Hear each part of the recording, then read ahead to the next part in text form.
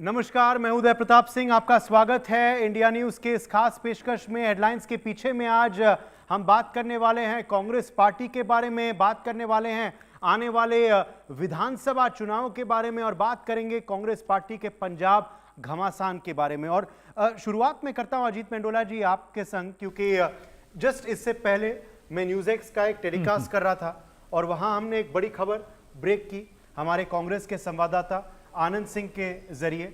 आनंद सिंह का ये कहना है कि बहुत जो कांग्रेस पार्टी में विरोध चल रहा है चन्नी जी के जरिए और अन्य कांग्रेस पार्टी के नेता के जरिए और भी लोग जो इनको बढ़ावा दे रहे हैं पर्दे के पीछे, जैसे हम कहते हैं ना हेडलाइंस के पीछे, वैसे पर्दे के पीछे, तो बहुत लोग ये मान रहे हैं कि ये राहुल गांधी का भी कहीं ना कहीं विरोध है। क्योंकि अगर राजा अमरिंदर सिंह वरिंग बने हुए हैं अपने कांग्रेस पार्टी के अध्यक्ष के पद में, तो वो सिर्फ और सिर्फ राहुल गांधी की वजह से है। क्या आप इससे सहमत हैं? तो क्या ये विरोध वरिंग से कम राहुल से ज्यादा है? नहीं, देखिए मैं आपको बताऊं कि ये बिल्कुल ठीक कह रहे हैं आप। राहुल गांधी को लेकर, राहुल गांधी जो इस समय राजनीति कर रहे हैं, ये जो उनका जो कार्यशैली है उसको लेकर पार्टी में एक बहुत चिंता तो है ही। आप देखिए कि अभी सबसे बड़ा सवाल आज के दिन में ये है कि जहां 5 राज्यों के चुनाव बिल्कुल जिसे कहते हैं कि आप सामने खड़े हैं, बीजेपी और सारे पार्टियां अपने हिसाब से तैयार। कांग्रेस में राहुल गांधी कहाँ है नहीं पता किसी को। आप बताइए, राहुल गांधी, पंजाब का जो मसला है ये था कि राहुल गांधी से मिलने की जिद थी। राहुल गांधी पहले भी नहीं मिले, मेरे को लगता है अभी वो जब आएंगे, कब आएंगे किसी को नहीं पता।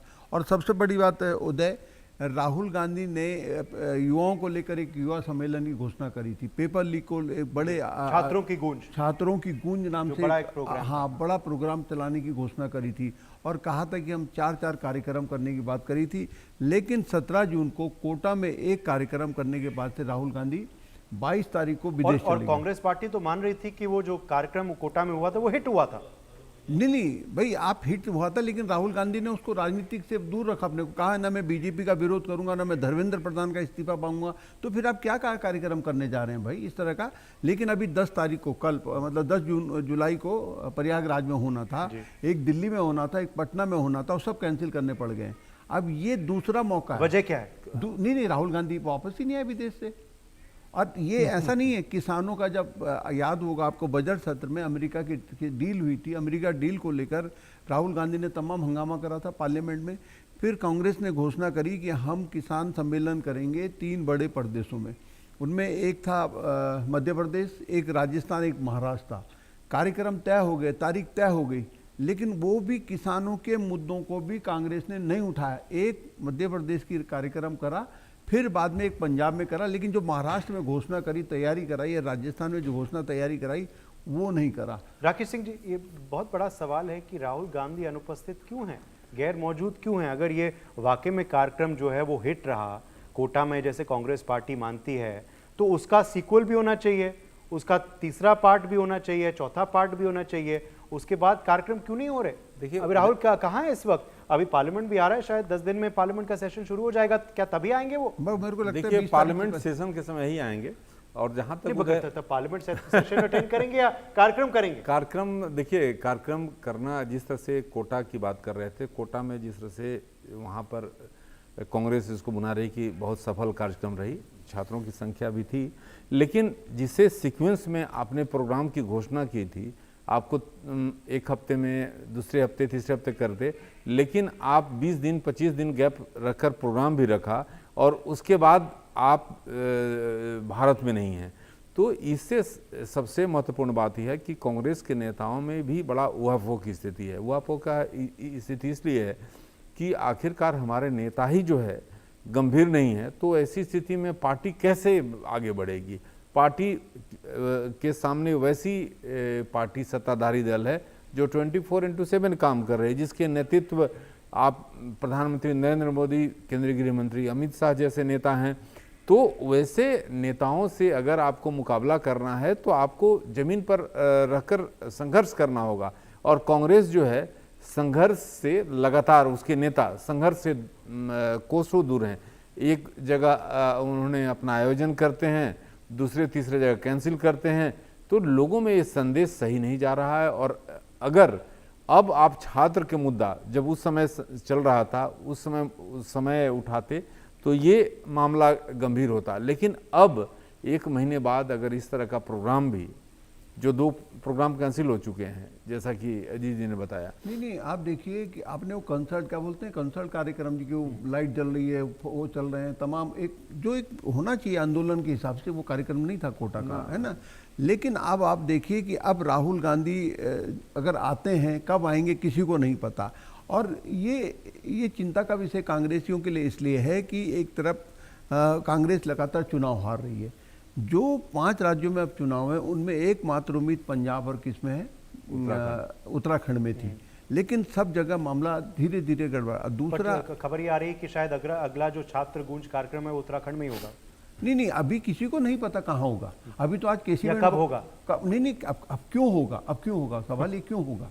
अब मतलब मुद्दा ही खत्म हो गया। कब होगा, कहाँ होगा, और आप कह रहे हैं क्यों होगा। हाँ, मैं कह रहा हूँ क्यों होगा। अब मुद्दा वो नहीं है। अभी केसी वेणुगोपाल गए हैं कहाँ, आज उत्तराखंड पहुंच रहे हैं।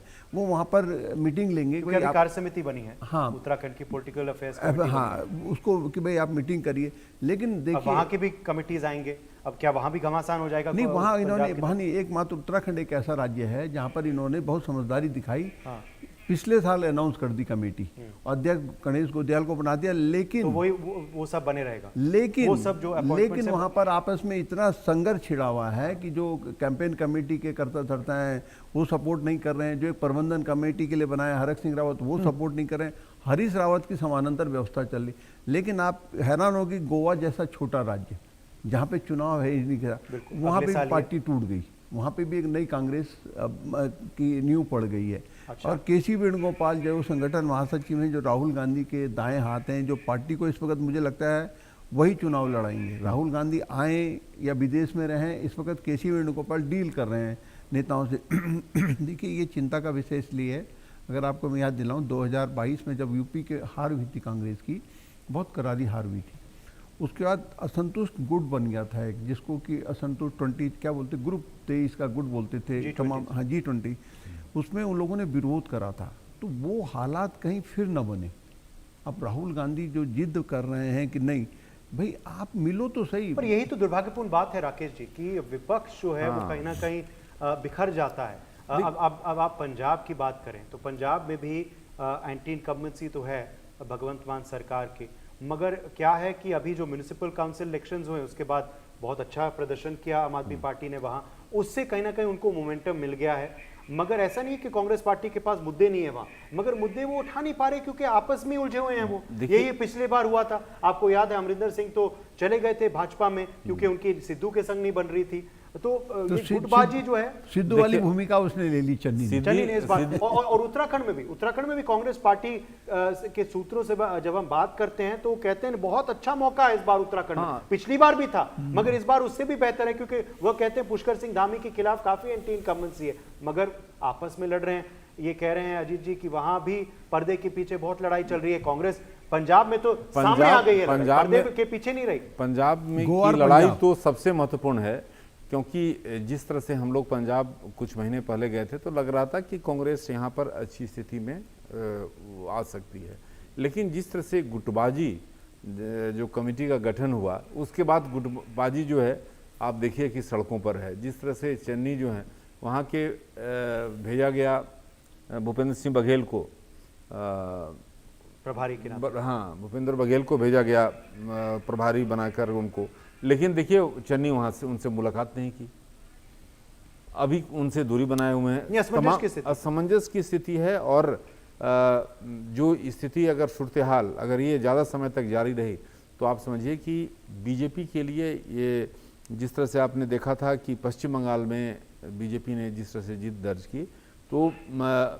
वैसी स्थिति अभी नहीं दिख रही है। लेकिन जिस तरह से बीजेपी धीरे धीरे आगे बढ़ रही है, जिस तरह से आरएसएस वहाँ पर सभी जगह लोग पहुंच रहे हैं, और गोवा तो उत्तराखंड, गोवा और उत्तराखंड की बात करें तो उत्तराखंड में अभी स्थिति ये जरूर है कि धामी, लेकिन धामी को लेकर ये सबसे महत्वपूर्ण बात है कि जो विपक्ष है वो उधर बटा हुआ है। तो बीजेपी जैसा कि आप देखते रहे उत्तराखंड में कि चुनाव के पहले चेंज करती है सीएम को, अगर सीएम चेंज होते हैं तो स्थितियां आपको बदलाव दिखेगी। जिस तरह से वहाँ पर देखिए कि काफ़ी संख्या में वहाँ पर सेना से जुड़े हुए, सेना में लोग काम करते हैं, रिटायर लोग हैं, तो उनकी जो राष्ट्रीयता के प्रति जो झुकाव रहता है तो उसका भी फायदा। राष्ट्रीय सुरक्षा सलाहकार आप देखिए जी, वहाँ पे उत्तराखंड में, एक तो उत्तराखंड में सबसे बड़ी बात ये कि 10 साल हो गए बीजेपी को, 10 साल की एंटी इनकम्बेंसी बहुत होती है, और लेकिन उस एंटी इनकम्बेंसी को कांग्रेस भुनाने में, जितना भुनाने में सफल होना चाहिए था वो हो नहीं पा रही है। देखिए, महिला सुरक्षा वहाँ पे आज के दिन में सबसे बड़ा मुद्दा है। दूसरा है भ्रष्टाचार। कांग्रेस ने भी महिला प्रभारी बनाई है, कुमारी शैलजा वहाँ पर। कुमारी शैलजा गई है, लेकिन कुमारी शैलजा भी कब, अंकिता भंडारी हत्याकांड जब पूरा पीक में पहुंच चुका था, वहाँ दूसरे संगठनों के द्वारा उठा के, आज देखो अंकिता भंडारी हत्याकांड पर कांग्रेस कोई चर्चा नहीं करी।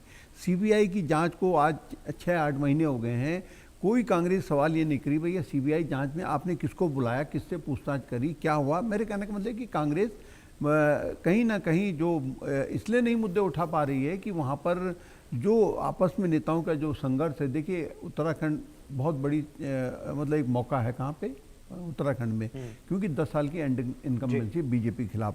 नंबर 2, पंजाब में मौका था, लेकिन पंजाब में मुझे लग रहा है कि पंजाब हाथ से निकल गया है पूरी तरीके से, क्योंकि अरविंद जो आम आदमी पार्टी उसमें टूट नहीं हुई एमएलओ में। राज्यसभा के सांसद जरूर टूटे, लेकिन जैसे समझा जा रहा था कि टूट होगी वो नहीं हुई। तो वहाँ पे, लेकिन अभी देखिए ना महाराष्ट्र में देखिए बीजेपी अपने काम को आगे बढ़ा रही है। मगर पंजाब में बड़ा सवाल ये है, क्या भूपेश बघेल से मिलेंगे चन्नी? क्या ये जो कलह है वो समाप्त हो पाएगी या फिर बीजेपी इसका फायदा उठाएगी? देखिए उदय, कल भूपेश बघेल ने बोला था कि भाई ये बच्चों का खेल नहीं है कि अभी इसको बना दो, उसको बना दो, उसकी जिद पूरी कर दो। इसका मतलब राहुल गांधी कह के चले गए हैं कि कुछ बदलाव अब कुछ नहीं होगा, जिसको रहना है रहो। राहुल गांधी कह चुके हैं इसको रहना है रहो, नहीं रहना है जाओ। मतलब राहुल गांधी ये मानकर चलना है कि एक ना एक दिन तो वो आएगा जब मेरी टीम नहीं। बट कौन कौन जाएगा फिर? क्या रंधावा जा सकते हैं? रंधावा भी जाएंगे, चन्नी भी जाएंगे, और कई ऐसे नेता हैं। मनीष तिवारी देखिए ट्वीट करके एक्स पर पोस्ट किया उन्होंने, और उन्होंने किस तरह से कटाक्ष किया टीम पर। तो मतलब यही 3 नेता नहीं है, और आपको बता रहा हूं कि कम से कम 8-10 एमएलए भी हैं जो कि इन लोगों के साथ निकलेंगे। तो ऐसी स्थिति अगर पंजाब में है, पंजाब में जिसमें सरकार बनती दिख रही थी, सरकार माने अच्छी स्थिति में कांग्रेस थी, लेकिन आज कांग्रेस धीरे धीरे जो हाशिए पर आ रही है। और जहाँ तक आपने जिक्र किया गोवा का भी, वहाँ पर देखिए तो वहाँ पर पैरेलल 2 कांग्रेस हो गई। तो अब ऐसी स्थिति में कैसे आप एंटी इनकम्बेंसी, भले ही सरकार वहाँ पर, गोवा में आम आदमी पार्टी इसका फायदा उठा सकती है? क्या वो मुख्य विपक्ष की भूमिका में आ सकती है, हाँ या ना? नहीं, मेरे को नहीं, अरविंद केजरीवाल कोशिश कर रहे हैं, लेकिन आम आदमी पार्टी दिल्ली की हार के बाद थोड़ा डिमोरलाइज हो गई है और स्टेट और वो पंजाब में फोकस कर रहे हैं। अब पंजाब ही उनके लिए ऐसा, अगर पंजाब जीत गए, पंजाब में अगर आम आदमी पार्टी जीत जाती है तो आम आदमी पार्टी के लिए बड़ी राहत की बात होगी। अगर नहीं जीतती है तो आम आदमी पार्टी का भी एक तरीके से सर्वाइव करना मुश्किल हो जाएगा, सर्वाइव करना पार्टी चलाना मुश्किल हो जाएगा। देखिए, बीजेपी एक तरफ कैसी रणनीति बना रही है। लोग बंगाल के हार के बाद डर गए। महाराष्ट्र में अभी देखिए ना, महाराष्ट्र में एकनाथ शिंदे शरद पवार से मिले हैं, इसको लेकर भी अटकलें हैं। आज संजय राउत का बयान मैं देख रहा था, संजय राउत। चलिए, मैं आप दोनों को शुक्रिया करता हूं। आज के लिए बस इतना ही। हम आपके पास वापस लौटेंगे कल और कुछ और मुद्दों पर